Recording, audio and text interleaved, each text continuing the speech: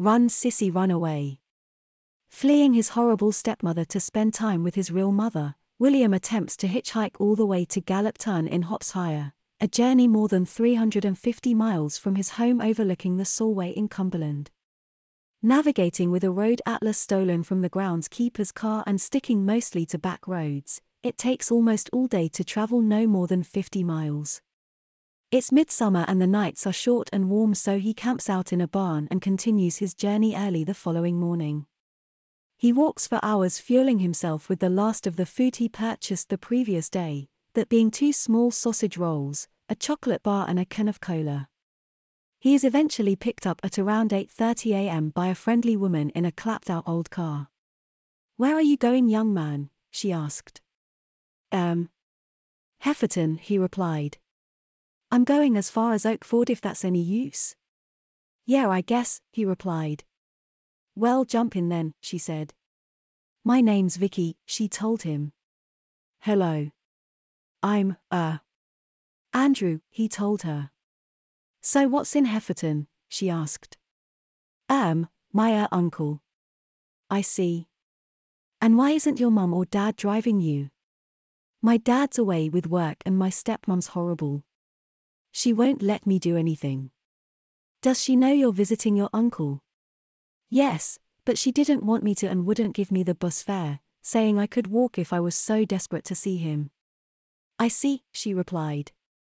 "Well, I'm just dropping a bag of old clothes off at the charity shop in Oakford, but I suppose I could take you all the way to Hefferton," she offered. He thanked her. "Where have you travelled from?" she asked. He hesitates and stammers as he concocts a reply. She doesn't believe him but plays along, hoping to somehow get to the truth as to where he's from and where he's going. At 1/2 the hour, a news report about a missing boy comes over the radio and describes a 12-year-old boy, William Jackson from Salfirth, shoulder-length blonde hair, quite thin, possibly wearing a green jacket and blue jeans. "That's you, isn't it?" she says. "No," he claimed, pulling his beanie hat over his ears and claiming he has brown hair. "Green jacket, check," she says.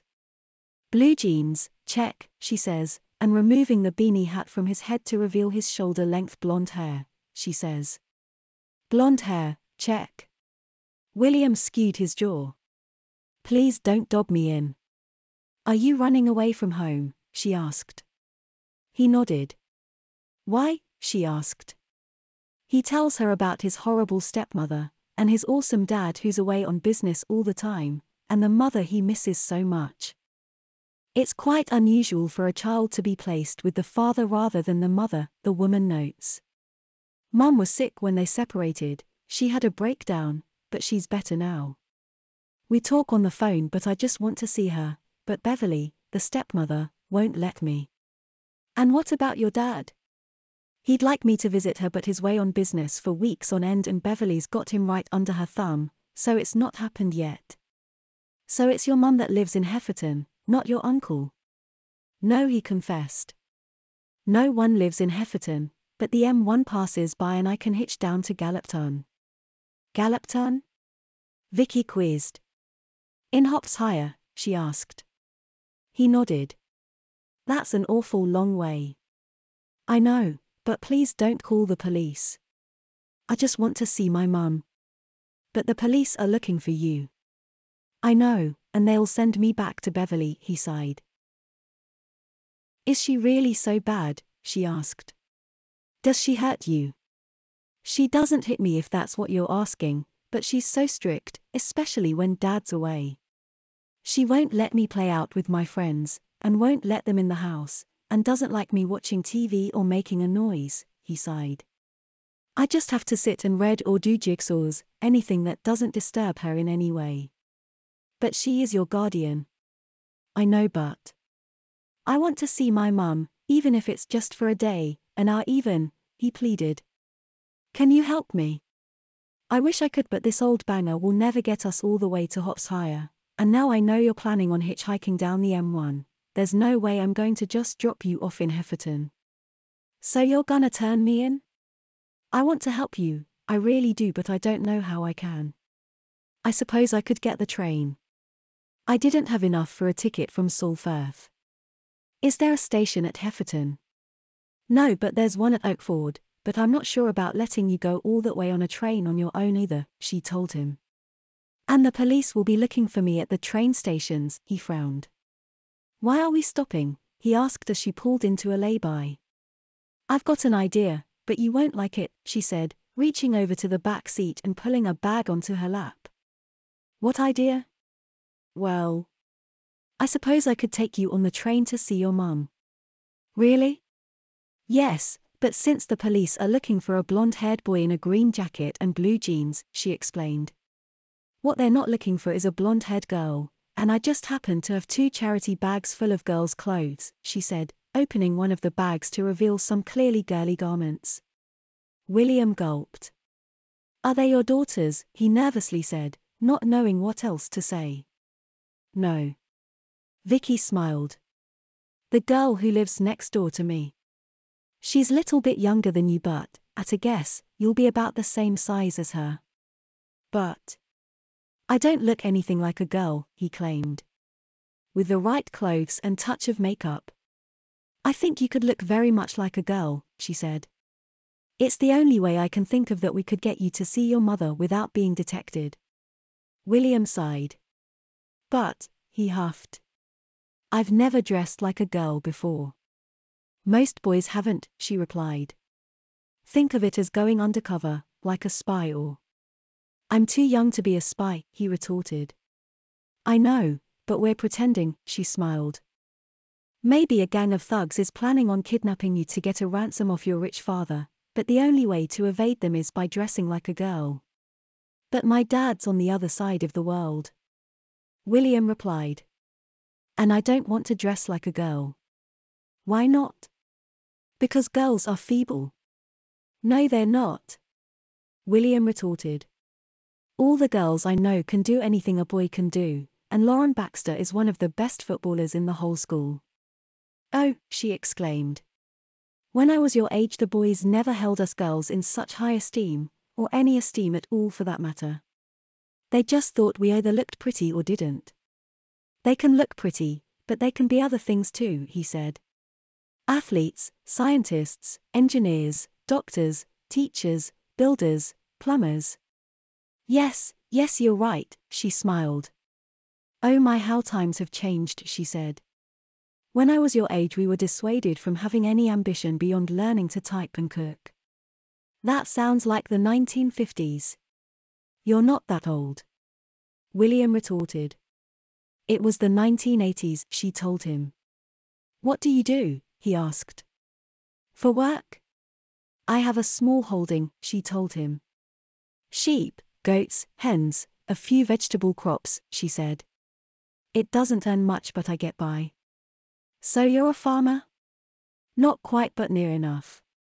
What did you want to be when you were my age? Oh, I don't know.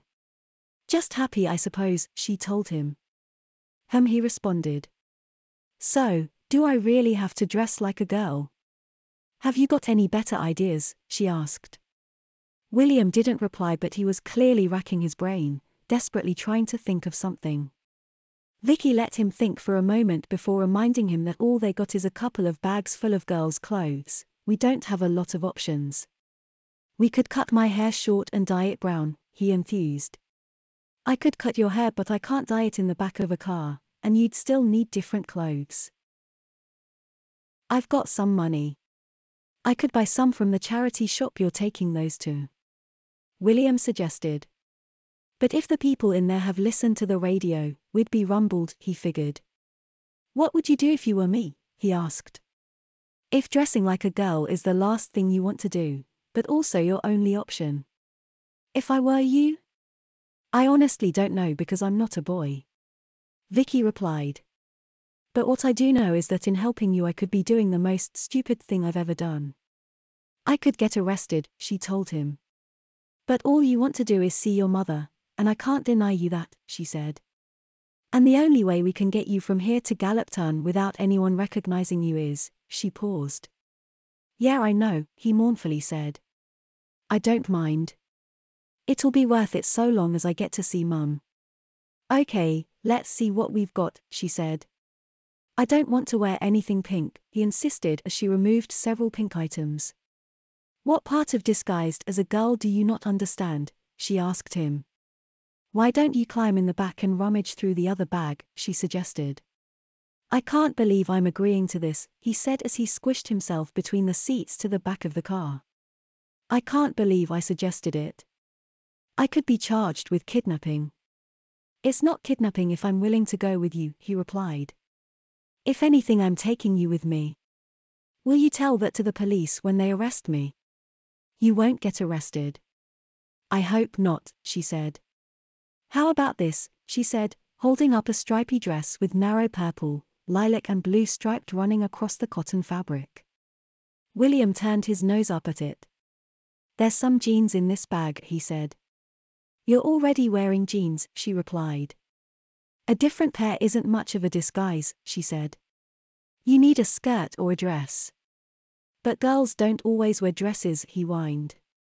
Well, unless you find a really girly pair of pants or shorts, you'll have to wear a dress. After much rummaging through both bags, lots of discussion and plenty of rejections, William was eventually convinced that in order to become a convincing girl, then he needs to wear something girly. He ended up wearing a mid-blue dress with bright red cherries printed on it. It has short puffed sleeves and a round white collar. Over this he wears a pale pink knitted cardigan with a single button at its plain neck. On his feet is a pair of old blue dolly shoes with a single strap across the instep, and his legs are clad in thin pink tights with a peppering of tiny butterflies in the knit. Also in the charity bags was some girls' knickknacks, plastic bedroom ornaments, a few small trinket boxes, a baby pink backpack and a glittery handbag. In one of the trinket boxes is a selection of hair clips, bobbles and slides, some of white end up in William's hair. Oh, not makeup too, he whined when Vicky opened her handbag and removed a small makeup bag. Girls your age love wearing makeup, she told him. This is an essential part of your disguise, she told him, removing several items. 5 minutes later, Vicky drops the sun visor to reveal the vanity mirror and his reflection. I look like a girl, William exclaimed. A pretty one too, she said. Although I'm not sure about your hair, it looks a bit overdone, she commented. William rolled his eyes upward to the fringe he couldn't see. The fringe that's held off his forehead with a couple of sparkly hair slides. He couldn't disagree. 2 bunches, 2 bobbles and 2 slides does feel like an awful lot in his formerly loose hanging hair. It'll have to do, I suppose, she said. Shall we see if we can get a train down to your mum's? Yeah, he sighed. Are you sure? You don't sound so keen all of a sudden. Well, I am dressed as a girl, all of a sudden, he frowned. And I don't think anybody will suspect you're really a boy, she told him. How long will it take to get to the train station? About 10 minutes, she told him. But it might be an hour or 2 before the next train heading to the southeast. What if there's police on the platform? Don't worry about that. They're looking for a boy and you're a girl, and if anyone asks, I'm your aunt and you're my niece. But what's my name? I don't know. Think of one, she suggested. Maybe the name of a girl you like at school. Who's the one that's really good at football? Lauren? That's a nice name, she said. Shall we call you that? I don't know, he mournfully relied. I don't feel like a Lauren, she said. She's much sportier than I am. I always liked names like Sally and Alice, proper girly names. How about Lucy, he suggested. I think that would be lovely, she said. Is that another girl at school? William nodded. She's quite quiet, and really good at maths. Just don't forget and tell me your name's not Lucy.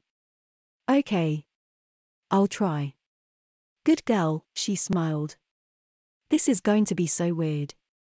Well, I think you're doing very well so far. Lucy, she smiled.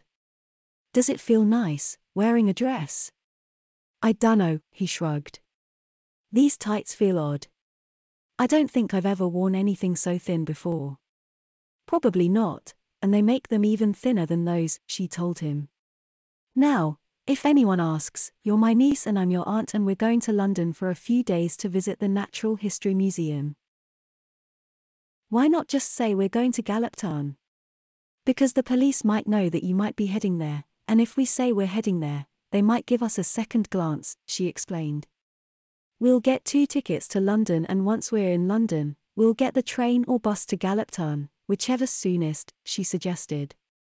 Before long they pulled into the train station car park at Oakford. It's a small town so its station is also very small. Lucy accompanies Vicky to the ticket office where she's told that the next train to King's Cross arrives in an hour and 20 minutes. She purchases 2 tickets, costing over £150, far more than she expected to pay. That's why I had to hitchhike.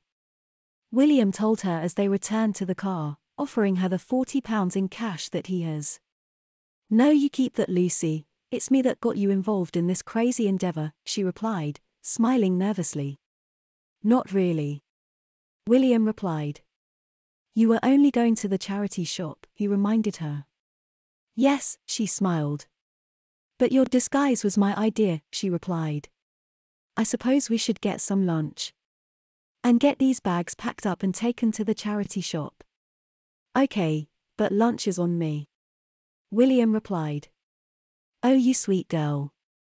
Vicky smiled. Weird. William exclaimed. You're going to give the game away if you freak when I call you a girl, Lucy. Vicky smiled. I know, but it's so weird, he replied. I'm not used to it. I know you're not, but look, she said. You're wearing girls' shoes, a lovely pair of tights, a pretty dress with cherries on and a pink cardigan. The only thing you're wearing that doesn't belong on a girl is your underpants. Now I suppose if we'll help you feel more like a girl, we could buy you some knickers. No! William exclaimed. I feel girly enough as it is, he claimed. Then stop saying weird when you're referred to as a girl. Vicky retorted. People are going to presume you're my daughter, you'll hear them say she and her when referring to you, and when they ask I'm going to be telling people that you're my niece, Lucy, she explained. Do you understand? Yes, he frowned. Good girl. Vicky smiled. Now you're going to need a few things in this backpack because it might look suspicious if it's empty, she supposed, opening the baby pink backpack with its distinctive Nike logo printed in lilac. Why not put my own clothes in it, he said when she began putting more girls' clothes inside. Because if we get our bags searched, finding boys' clothes in a girl's backpack will be very suspicious, especially if they match the clothes worn by a missing boy, she told him. We'll explain to your mum why you're dressed like a girl when we get there. I'm sure she'll understand. Okay. William replied. But what about you? You'll need a bag too. I've got one in the boot, she told him. It's not full of clothes but some emergency gear if I get stranded in the car overnight, she said, listing a warm jacket, hat and gloves, a sleeping bag and a survival blanket, a torch, batteries, glow sticks, power bank, hand warmers, and some water and snacks. That's loads of stuff. Be prepared. Vicky said. That's what they told me when I was as girl guide. They drove the short distance into the town, parked the car and got out, each carrying a charity shop bag. William was a bag of nerves being dressed as a girl, but no one seemed to give him a second glance, not even the 2 middle-aged women running the charity shop. In the small co-op they grabbed some sandwiches, crisps, drinks which William insisted on paying for, although he did give Vicky the cash to hand over at the till and she gave him the change once outside. Thank you, Lucy. Vicky smiled. You're welcome. Auntie Vicky. William replied. They strolled back along the high street toward the car and Vicky said she needed to quickly pop into Superdrug for something, suggesting he look at the makeup for a moment. William loitered uncomfortably in front of what seemed like 1,000 different lipsticks. An assistant approached and in a meek, soft voice, he said he was waiting for his aunt and gestured toward the counter, from where Vicky glanced over and smiled. Okay, miss, the assistant said, leaving him be. Everything okay? Vicky asked as they left. Yes. William proudly replied. She thought I was a girl, he quietly added. You are a girl, Lucy. Vicky said, taking hold of his hand and squeezing it lovingly. William looked down at his dainty shoes and thin pattern tights, his cherry print dress wafting in the breeze, its hem a few inches above his nylon-clad knees. He glanced at the passing shop window to see his bunches silhouetted in a dark reflection. Maybe it's not so bad being a girl, he figured. At least it's only for one day. They returned to the car and Vicky checked the time. We've still got nearly an hour before the train arrives, she told him. What are we going to do? He asked. Well, I'm still not sure about your hair. It's got too much in it for a girl your age, so I think if I gave your fringe a little trim and you wore an Alice band, you'd look perfect. Vicky told him, removing a broad white Alice band from the Superdrug carrier bag. Does that mean I can take these out? William asked, putting his fingers on the pair of glittery slides that hold his fringe off his forehead. She nodded. Good, 'cause they're itchy, he stated. Vicky grinned as he removed them and let his overlong fringe drop onto his face. She drove somewhere less conspicuous and parked up. They relocated to the back seat where she'd have a little more room. William removed the cardigan and his bunches, and with a damp comb, Vicky combed and straightened his hair as best she could and first tidied up his fringe, cutting it neat and straight across his eyebrows. We can see your face now, Lucy, she smiled after the final snip. William smiled too and said it's needed cutting for months. Vicky suggested tidying up the rest and asked the boy to sit up dead straight and hold still. It's not easy in the back of a car, she said. So I hope it doesn't look too bad. She turned him away from her so she could trim the back, then they swapped sides so she could finish off. That doesn't look so bad, she said. Here. She handed him the Alice band. William put it in his hair, first using it to hold his fringe off his forehead, but then pushing it a little further back and letting his fringe drop forward again. Vicky suggested he got out of the car, swept the trimmings off his dress and had a look at his reflection in one of the windows. He did, and he froze. His jaw dropped, then he took a short, sharp intake of breath. His fingers found his face. Vicky, I look even more like a girl now, he gasped, observing his new bobbed haircut.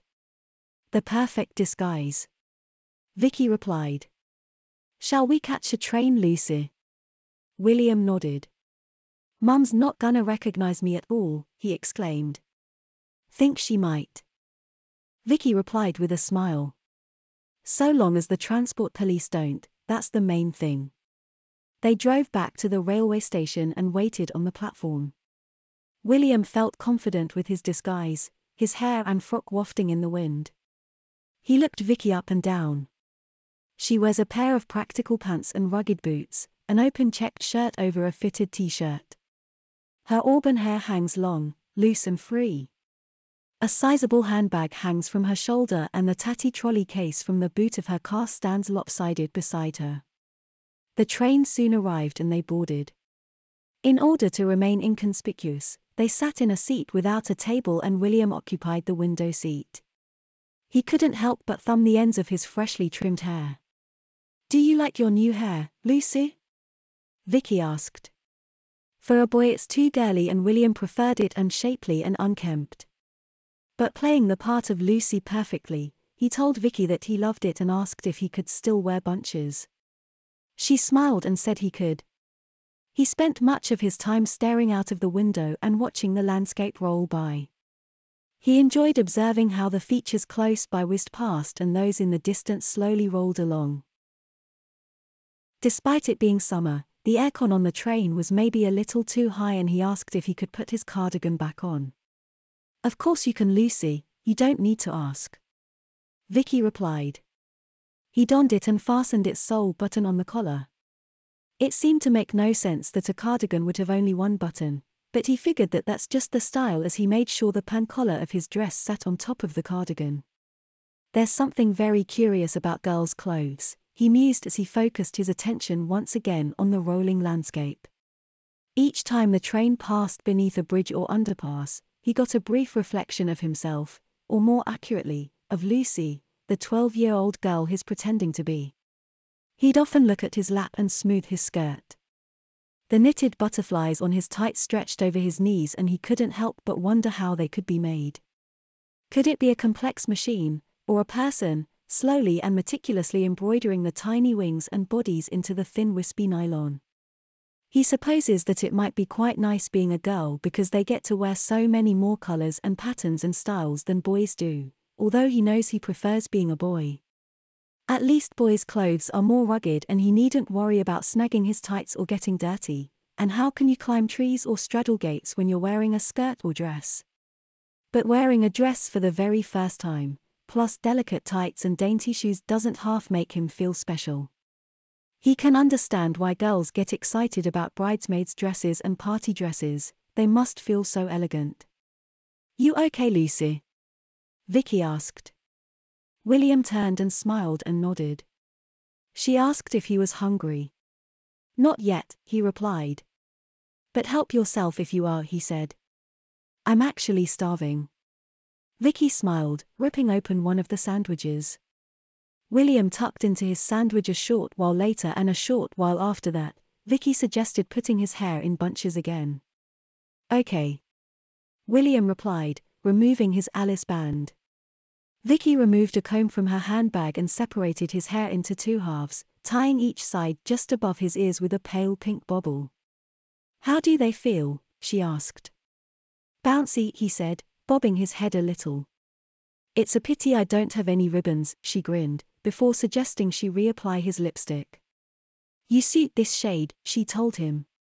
"You're probably just saying that," William replied. "Pale pink looks pretty on everyone," Vicky replied. "Even an old fogey like me," she said, applying it to her own lips. "You're not old, Auntie Vicky," William told her. "Well, I feel old when I'm in the company of a pretty young lady such as yourself, Lucy," she replied. William felt bashful. He's never been called a pretty young lady before. The compliment felt nice, and despite looking forward to being a normal boy again, he was enjoying spending the day as a girl. The journey to London took 3.5 hours and they arrived at King's Cross in the early afternoon. "They're not for me, are they?" William asked, seeing armed police with dogs at the exit. "No." Vicky grinned. "This is London. Armed police are a common sight at all the important places," she told him. William put his hand in hers and she gripped it tightly. "If we do get separated, you're going to have to go directly to the police and tell them exactly who you are. No pretending, understand?" Vicky told him. "But what about my mum?" William replied. "London's the last place you want to get lost," she said. "I'm sure they'd contact your mum as well as your stepmother," she added. "And I guess your mum would get here long before your stepmother." "I'd hope so," William replied. "Where are we going now?" "Just across to St. Pancras to see if we can get a train to Galopton. There's 2 train stations right next to each other," William realized as they waited at a pedestrian crossing. "3 if you could, the tube station too," Vicky replied. More police flanked the entrance to St. Pancras station, but no one seemed to give Vicky and Lucy a second glance. She approached the ticket office and wisely asked for the next train to Margate rather than Galopton, a few stops before the seaside terminus.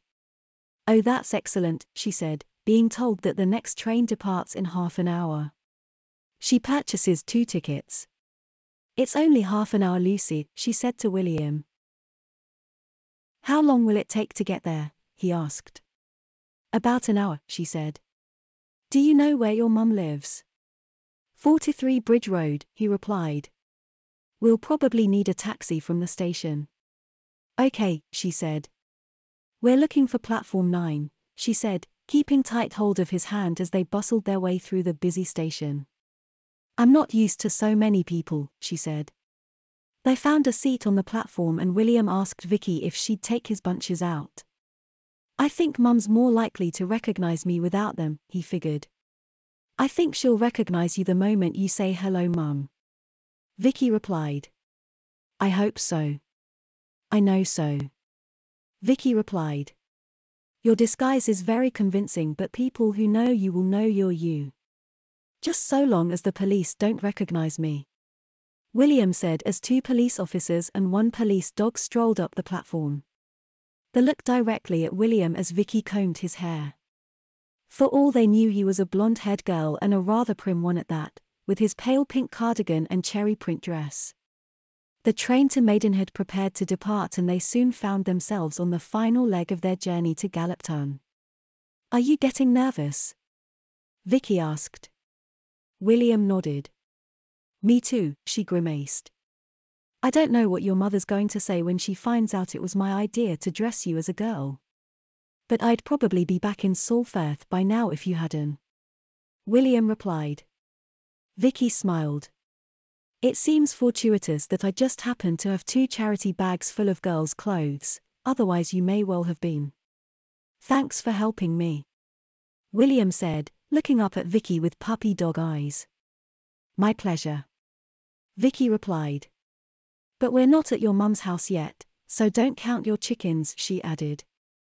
Within the hour the train pulled in at Galloptown station and William and Vicky alighted. A fleet of taxis waited and they climbed in the back of the nearest one.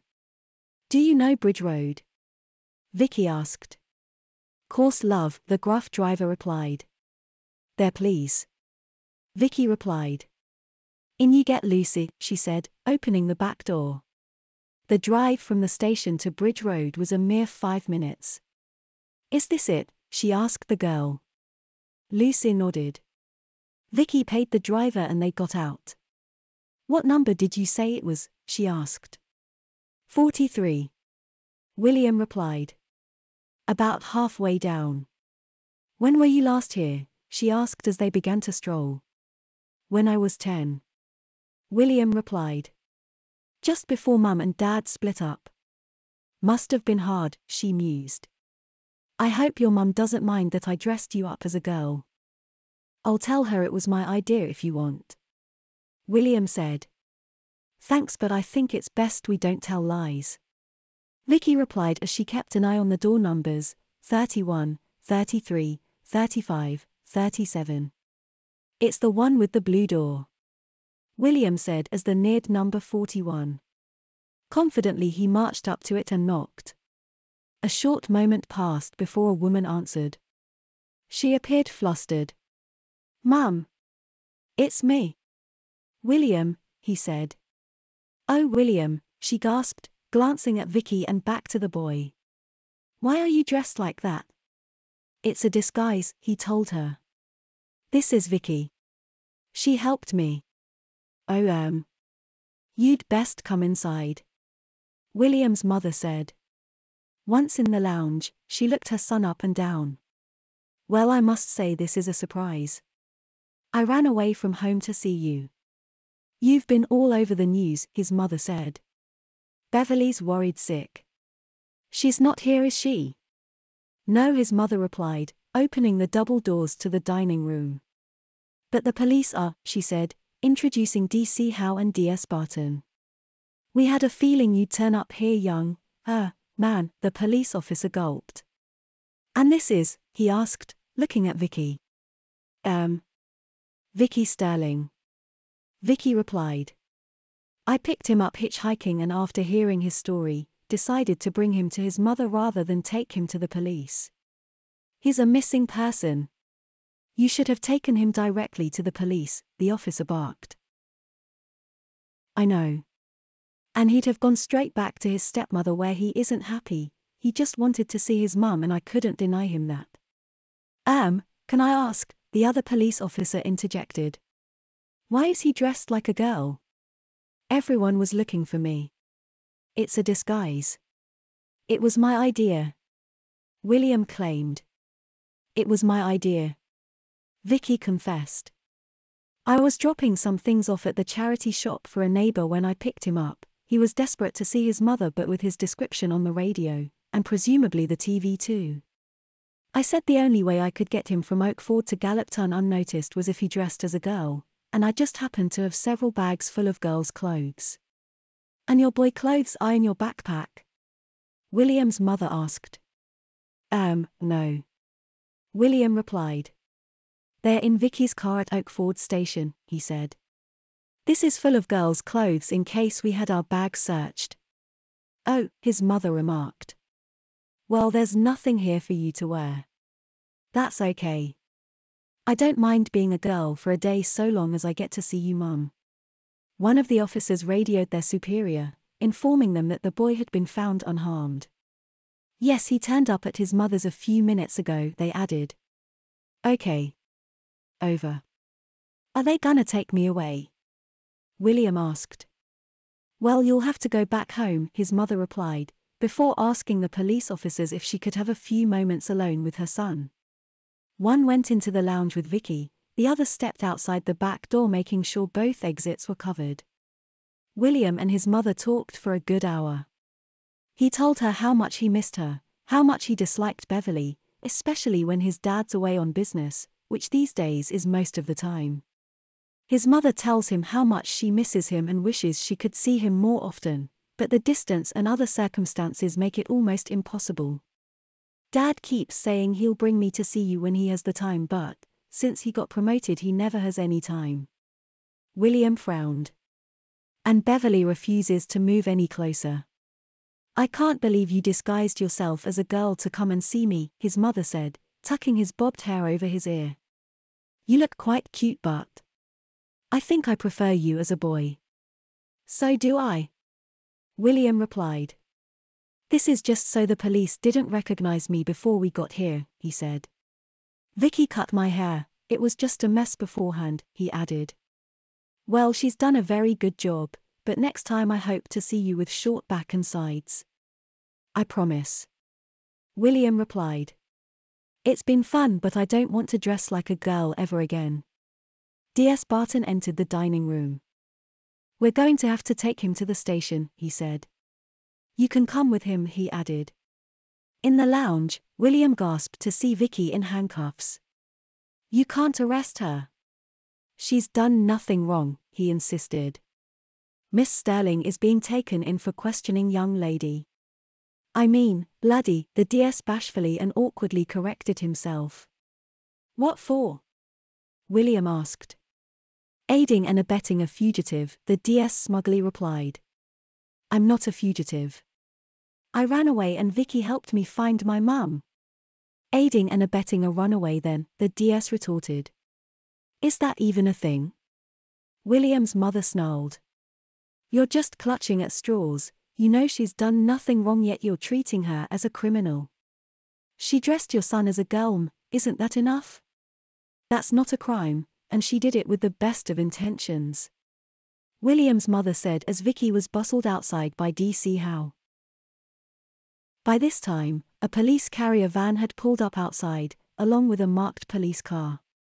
Vicky was put in the back of the van and William and his mother were invited into the marked car.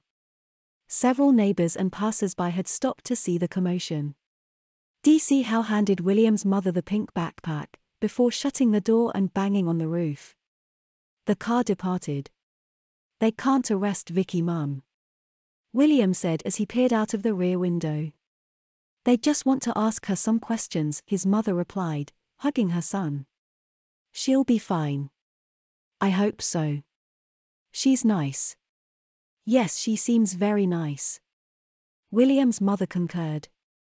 William didn't initially see Vicky at the police station, but was questioned about her. Heeding her advice, he told the truth. She'd picked him up hitchhiking early this morning and he lied about his name and destination. When the missing person report came over the radio, Vicky instantly realized it was him. She said she'd take me to the police but I begged her not to. I just wanted to see my mum but Vicky wouldn't let me hitchhike and didn't want me getting the train alone either, so she brought me down here. William told the police officer. She even paid for my train ticket, he added. She was just trying to look after me, and make sure I got to see my mum, he told them, looking up at his mother. And it was Vicky who dressed you as a girl, put makeup on you and cut your hair, the police officer asked. Yes. William said. I didn't want to at first, but I knew there'd be police at the train stations and they'd probably have my description, so it was the only way to get all the way from Oak Ford without being recognized. Well, I certainly wouldn't have recognized you, the police officer said. I did. The moment I saw him, William's mother stated. Once the police officer was satisfied with William's version of events and had checked all her notes and double-checked any ambiguities in his statement, William and his mother were asked to return to the waiting area. Much to both their surprise, Beverly was sat waiting when they exited the interview room. Did you put him up to this? Beverly scowled at his mother. Of course I didn't. William's mother retorted. You barely let me speak to my son, let alone collude with him. And why's he dressed like that? Beverly barked. It's a disguise. William snarled. To make sure I spent as much time away from you as possible, he smugly sneered. Does he have his own clothes in that bag? Beverly growled, glaring at the pink backpack he held. William's mother shook her head. Beverly frowned. I suppose you expect me to buy you some, she exclaimed. William skewed his jaw. I'll buy him some, his mother said. There's no need. Beverly said. I'll be taking him home as soon as the police have finished with him. They've already finished with him as far as I know. William's mother retorted. Then I'll take him now. Beverly spat. No. William whined.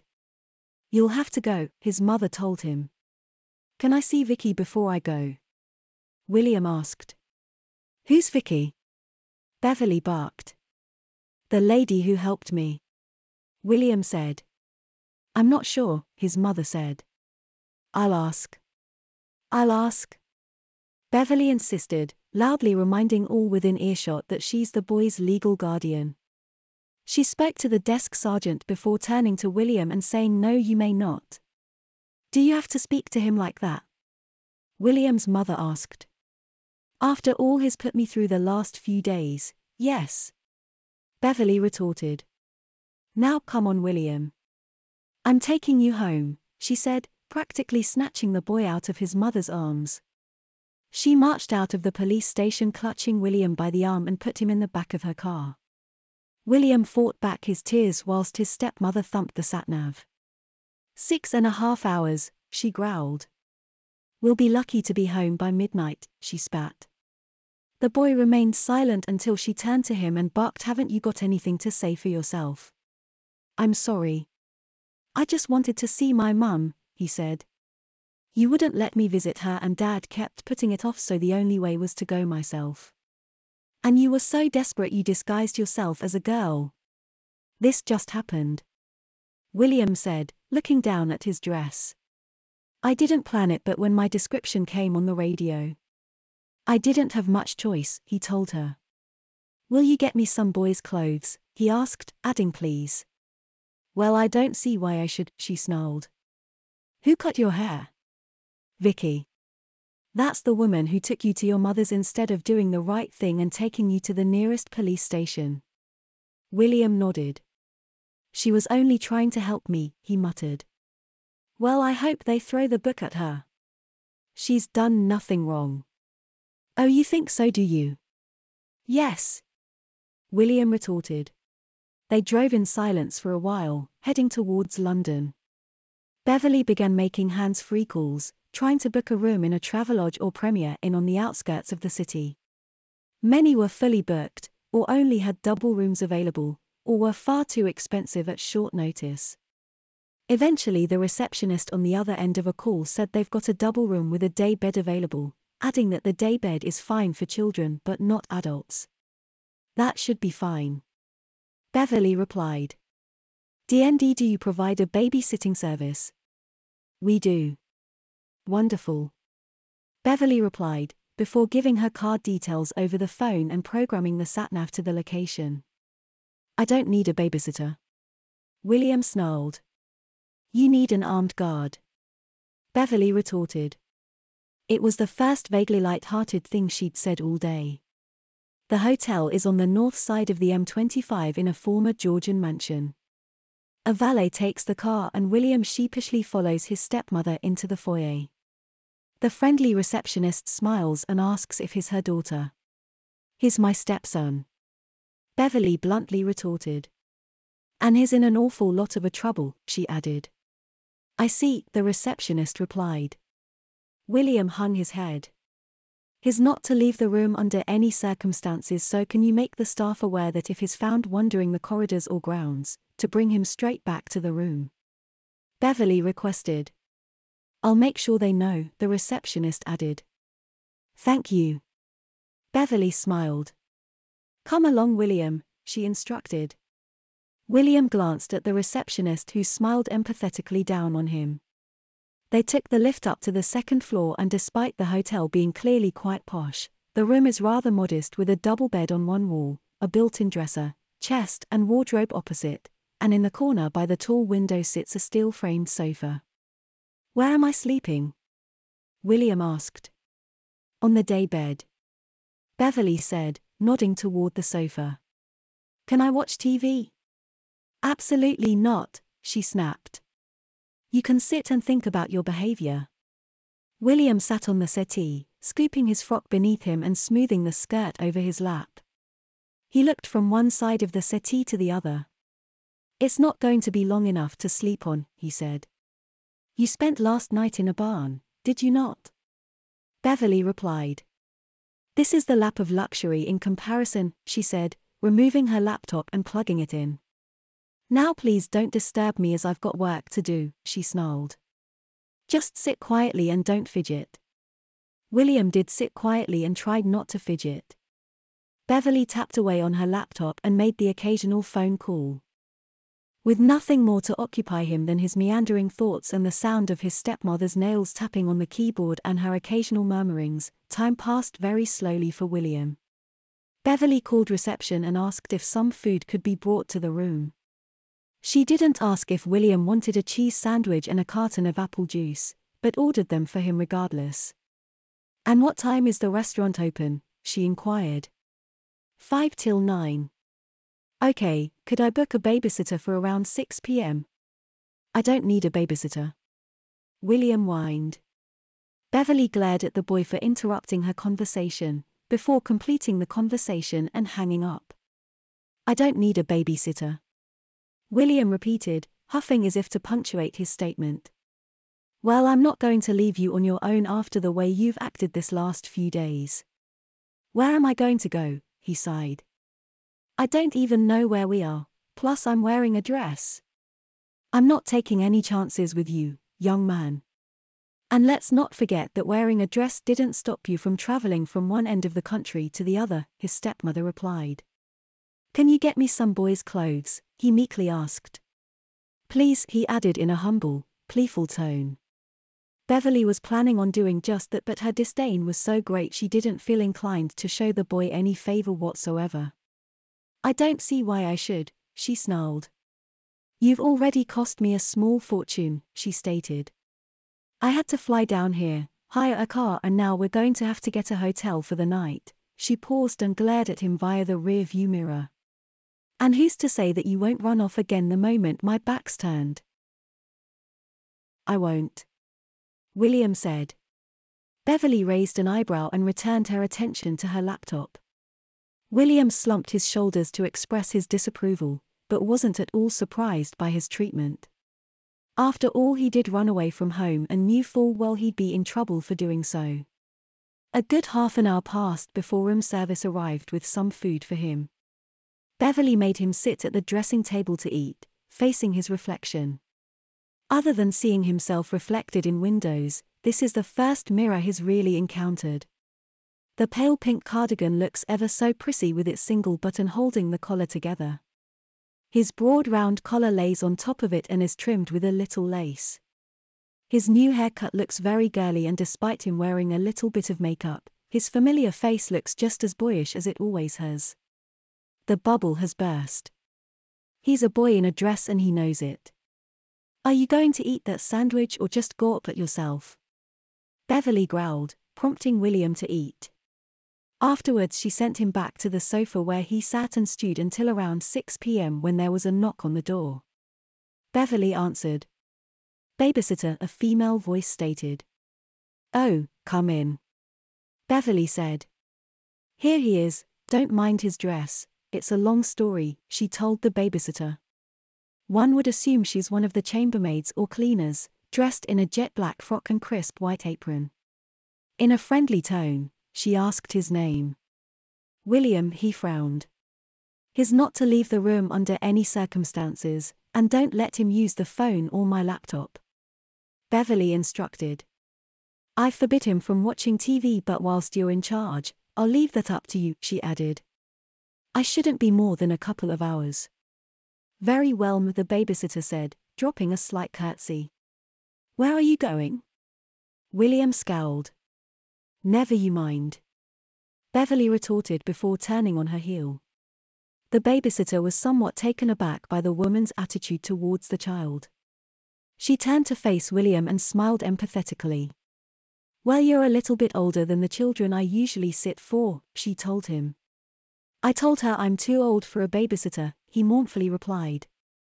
Well, like it or not, you've got one, she said. What's with the dress? I ran away from home, he replied. Ah, so that's why she's so blunt with you, the babysitter said, before asking once more about his attire. I disguised myself as a girl because the police were looking for a boy, he replied. I was all over the TV, apparently. Oh, the boy from up north. That's you, she realized. William nodded. The news said you'd been found safe and sound, but it didn't say you were dressed as a girl, she told him. You look cute. I like your hair. Nervously he thumbed the ends. The sooner I can get it cut the better, he muttered. Beverly could have got me some boy clothes, but I think she's leaving me dressed like this till I get home to punish me. I can think of worse punishments, the babysitter said. I'll probably be grounded for the rest of my life, William added. Probably, she said. So, why did you run away? To see my mum. My stepmother won't let me see her, and my dad never has the time to take me 'cause he's always away with work. Where does he work? All over. Dubai, Singapore, Buenos Aires, Houston, Hong Kong. How exciting. Not really. I'd prefer it if he was at home. What does he do? She asked. William replied as best he could, describing his dad as some sort of business analyst for a financial consultancy.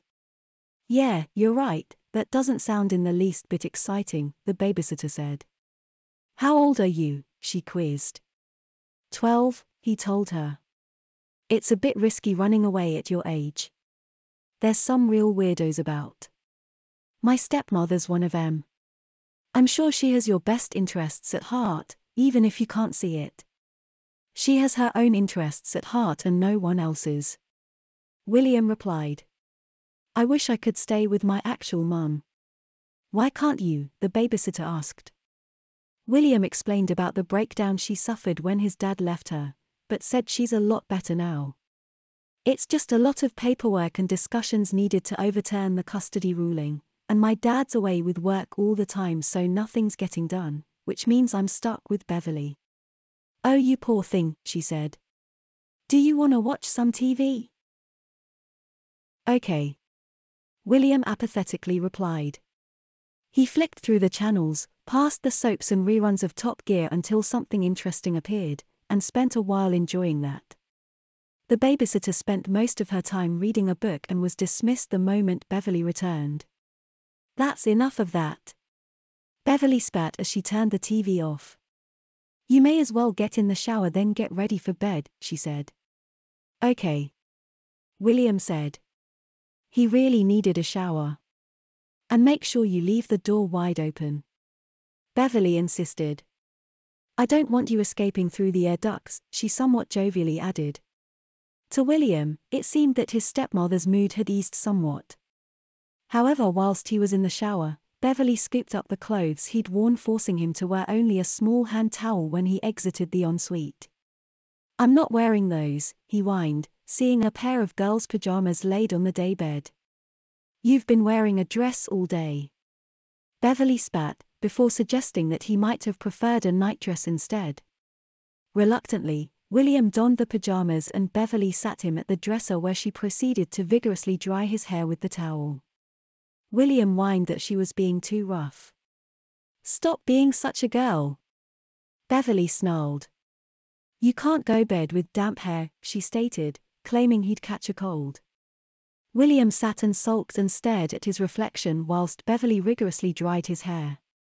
He hated the fact that she'd got him a pair of girls' flowery pajamas instead of boys' ones. "Was this Vicky woman a hairdresser?" she asked as she combed it. "No. She's a farmer," William replied.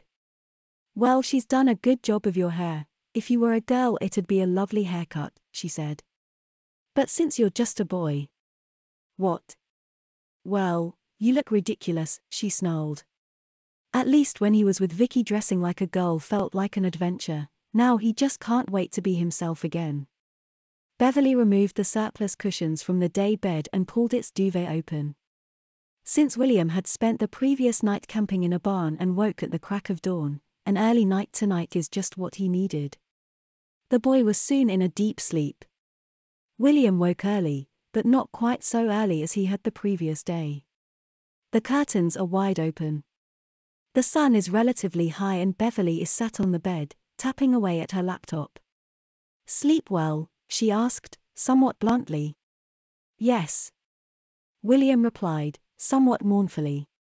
In his slumber he was oblivious to the fact that he'd slept wearing girls' pajamas. His eyes dropped to the pink floral pattern and he sighed. The cherry print dress and pink cardigan he'd worn yesterday hung from the wardrobe door. "Do I have to wear that again?" he humbly asked. "What do you think?"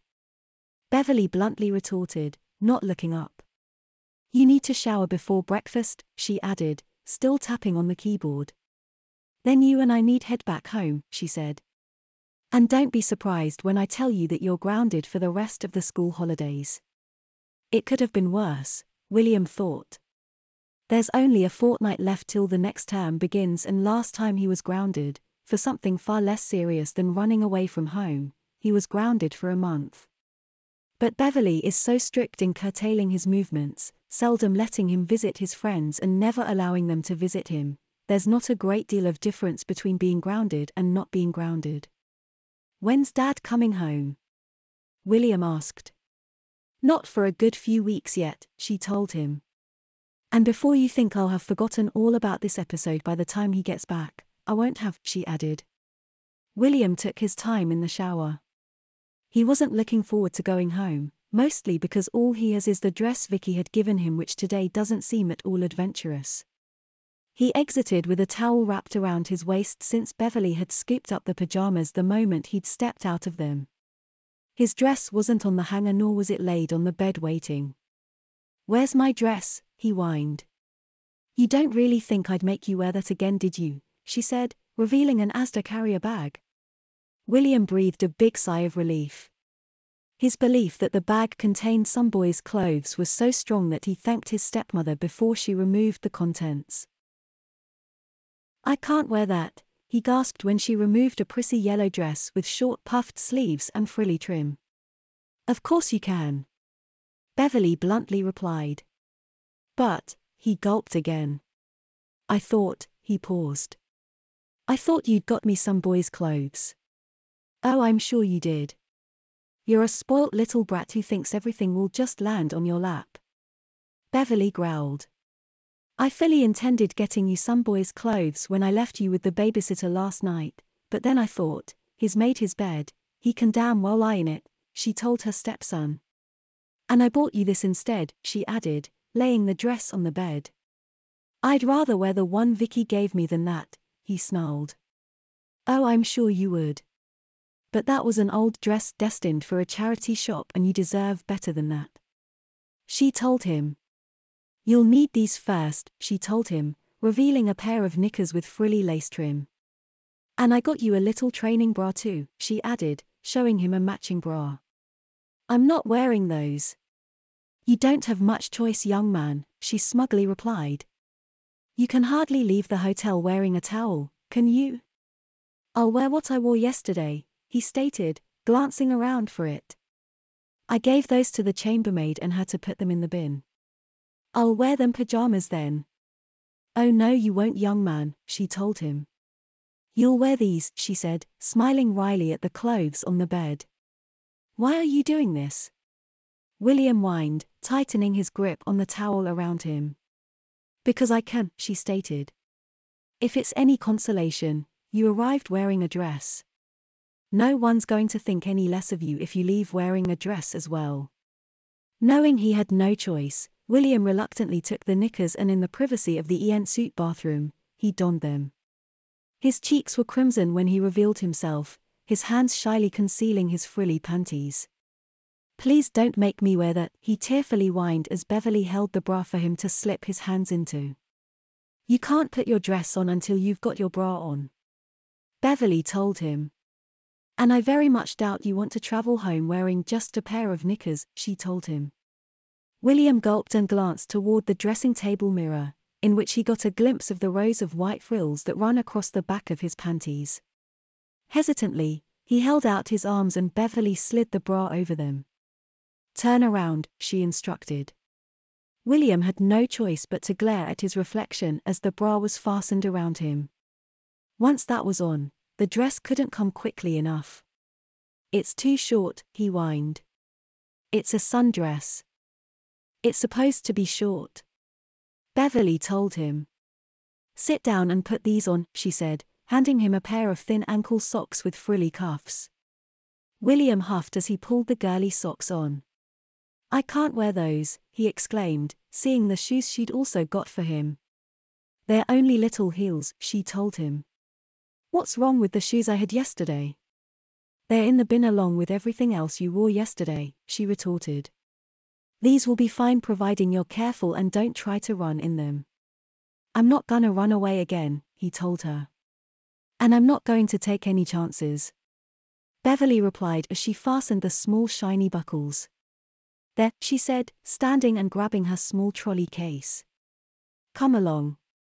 The boy stuck out his lip and hesitantly made his way toward the open door, briefly glancing at his reflection as he passed a full-length mirror. The dress looks even shorter and he looks even more ridiculous than he'd imagined. William was so embarrassed as he loitered in the foyer whilst Beverly checked out of the hotel. His attention was drawn by an opening door. He turned to see the babysitter emerge pushing a linen trolley. Hello, William, she smiled. What a lovely dress, she said. Very summery, she added. He was too embarrassed to respond. Surely she was just trying to be nice, but no one could seriously think that such an infantile dress on a 12-year-old was lovely, especially with it being so uncomfortably short. With that thought, William realized she was teasing him as she disappeared through another door, giving William one final glance as she left. Beverly seemed to prolong his wait making small talk with the receptionist, but after far too many minutes, they were finally making their exit. William walked awkwardly in the heels toward the revolving door, and once outside, the breeze instantly caught his frock and revealed his frilly panties to anyone who might have been looking. It's too short, he whined, grabbing it.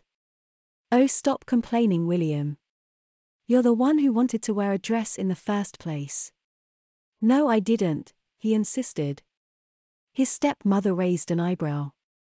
Not today anyway, he sheepishly added as the valet delivered the car. In you get. And put your seatbelt on, Beverly instructed. Even when seated, the dress barely covered William's lap. Beverly got in the driver's seat and fastened her seat belt. Now I don't want to hear a peep out of you until we get home, she told him. How long's that gonna take? All day, she retorted. What about breakfast? He whined. I'm hungry. We'll stop off at a cafe or somewhere when I'm hungry, Beverly retorted. Within minutes they were back on the busy M25. William sighed and peered out of the window, then gulped and looked down at his bright yellow dress and long thin legs. He kicked out his feet and sneered at his frilly ankle socks and the shoes strapped to his feet. What have I got myself into, he wondered. Before long they were headed north up the M1 and Beverly began making phone calls. Some were work-related but one was to the Molly, the housekeeper. Beverly spoke hands-free but listened via a Bluetooth earpiece, so William could only hear one half of the conversation. I'm bringing him back now, Beverly said, adding that it'll be tea time or early evening when they finally arrive. Can you get James, the groundskeeper, to put a lock on William's bedroom door, and tell him to make sure it's a substantial one, the sort he uses on the outhouses, she requested. I'm going to move him into the corner room, so that needs clearing out and preparing, Beverly instructed. The corner room is a small bedroom that's used for storage. William has seldom seen inside it, but he knows it's a lot smaller than his own bedroom, and being situated at the corner of the house, has 2 windows, one facing east and the other facing south. No, Beverly snapped. Save for the furniture, I want nothing in that room, she stated. What are you doing? William asked when the call ended. Why are you putting a lock on my bedroom door? Because your bedroom and everything in it is out of bounds from now on, young man, Beverly told him. And when I say everything, I mean everything, she added. And that includes your clothes. What am I supposed to wear? You've got a lovely new dress, she bluntly stated. That'll do you for now. William gulped. But I can't dress like a girl all the time. Oh, but you can, my dear boy, she confidently told him. When they finally arrived back at their sizable home in the early evening, Molly the housekeeper opened the door to greet them. Her smile disappeared the moment the boy got out of the car. William, she quizzed. He skewed his jaw and frowned. Miss William is probably more appropriate form of address. Beverly sneered as she scowled at him. Molly replied with a nervous chuckle before telling William to go indoors. We'll get you changed out of those clothes, she said. We'll do nothing of the sort, Beverly retorted. William thought he was being clever by disguising himself as a girl in order to evade the police, she said. Let's see how he likes living as one. No, William snarled. He ran inside, his heels clacked loudly on the hallway floor. The boy headed directly to his bedroom but found a substantial hasp and staple and big padlock securing the door. He was trying and failing to rattle the door open when Beverly and Molly caught up with him. Has the corner room been cleared and cleaned, Molly? Beverly asked. Molly said it had. You have a new bedroom, Miss William, Beverly said to the boy, emphasizing the miss and causing him to cringe. This way, she chirped. William gulped and followed. The corner room is located at the corner of the house and has 2 windows in the corner, one facing west and the other facing south. It's a light bright room but it's small. A single bed occupies a third of the floor space. A wardrobe and chest of drawers reside along the one long wall. In the corner where the windows meet sits an ornate dressing table, and the sedate floral wallpaper and pale pink curtains give the room a distinctly feminine ambience. It's like a girl's room. William grimaces when he enters. Then it's perfect for you, Beverly replied. Molly will make your bed up, she added. William's stepmother and the housekeeper left him alone in his new bedroom. In the dressing table mirror he glimpsed his reflection. Wearing a dress so short and so yellow, William felt like he was dressed as a daffodil. He couldn't help but lift it a little to glimpse his knickers. The frilly lace around the legs is particularly offensive to him. Had he been wearing a longer dress he'd take them off, but this one is too short. He let go of the hem, sat on the mattress, and with a heavy sigh, William cursed himself for letting Vicky talk him into dressing as a girl in the first place. He sulked and stared at his pale thin legs, following them to his feet. He tried to imagine why girls actually like wearing this stuff as he glared at the horrific frills on his ankle socks, and the shoes. To William they just look senseless. They don't even cover the foot properly, only having a bit for his toes to go into and another bit cupping his heel, and a strap across the instep to hold them on. The heel is small but significant, although when walking in them, William didn't really notice them. He was more worried about his incredibly short dress and his frilly knickers than the heels on his shoes. He considered the outfit Vicky had put him in, the blue cherry print dress with blue dolly shoes, pink tights, and a pink cardigan. It was girly but not so bad and definitely better than this, he thought. Molly the housekeeper returned, clutching a bundle of bedding. Out the way, Miss Williams, so I can. Stop calling me that. I'm not a girl. William insisted.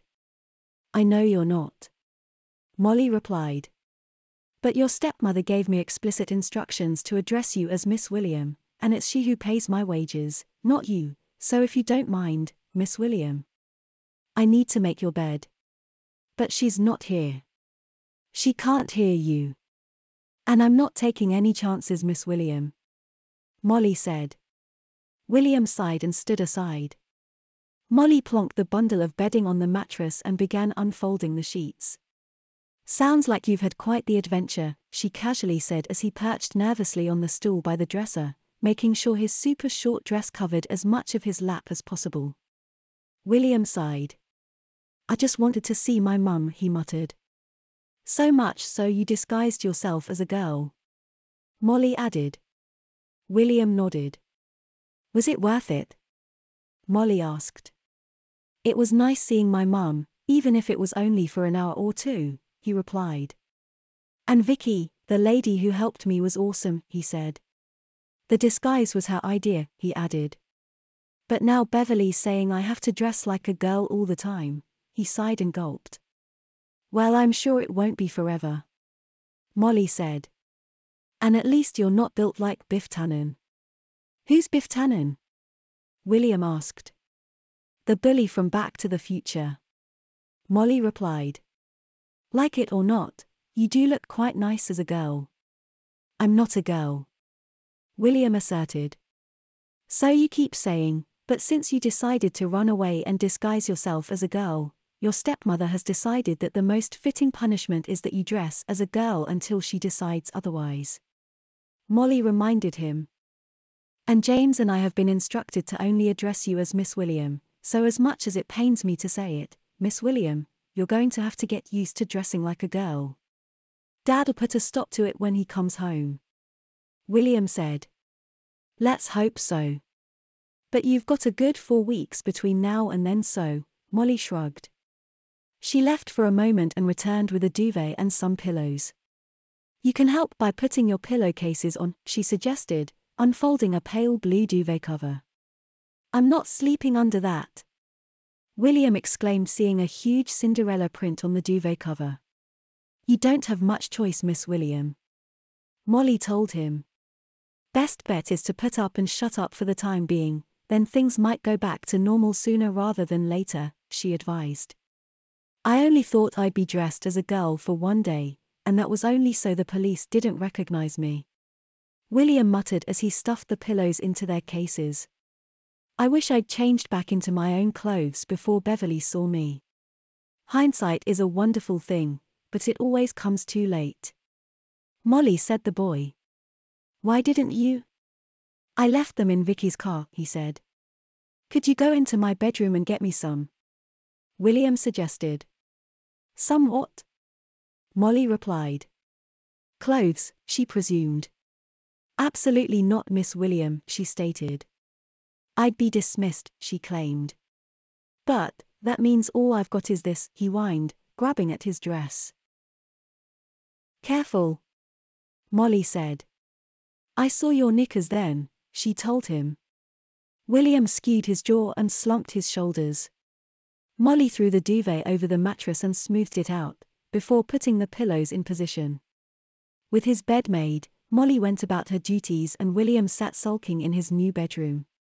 He peered through the windows where the shadows of the trees stretched far and long. After a while he cautiously left the corner room and crept along the hallway, checking the lock on his bedroom door, which was indeed very secure. Stepping as lightly as he could in his heeled shoes, he descended the stairs and overheard Beverly speaking to someone on the telephone. He eavesdropped for a moment. I'll keep you posted, but is grounded for the time being, his stepmother said before hanging up. I can hear you creeping about, she said. Bashfully, William revealed himself. Sorry, he murmured. No need to apologize. You're not confined to your room, his stepmother said. You can go outside if you want, providing you don't leave the grounds, she added. I don't want to go out dressed like this, he muttered. Well, you'll have to at some point, she told him. That was your mother on the phone, she told him. William's face brightened in an instant. She wanted you to know that Vicky has been released without charge. Oh good. William said. And the money she spent taking you to Gallopton will be repaid from your allowance. Beverly added. Okay. William replied. And that includes both your train ticket and Vicky's, as well as her return fare, she told him. So that's around £230, she said. How long do you think it will take to repay that? She asked. 23 weeks. William replied. Yes, his stepmother replied. Pretty much between now and the new year, she informed him. I've spoken to your father and he agrees that it's only fair that your punishment last at least as long as the repayment period. You mean? I have to dress like a girl for the rest of the year? William gasped. Yes. Beverly replied, smiling wryly. So you'd best get used to your frilly knickers and prissy little dress, Miss William. But nothing, she snapped. Had you not disguised yourself as a girl in order to evade the police, dressing you as a girl to punish you would never have crossed my mind, so you've only got yourself to blame, young man, she smugly informed him.